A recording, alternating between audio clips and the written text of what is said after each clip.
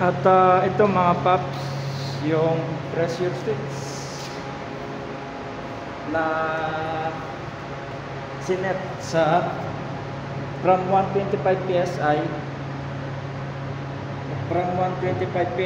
ay sinet sa 70 PSI at napakasimple ng pag-set nito. Ito para sa cut in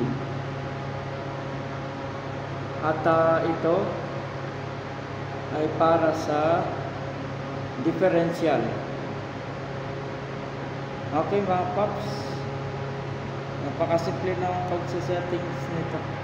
Wag lang susobra at magkaka-trouble, sumabog kung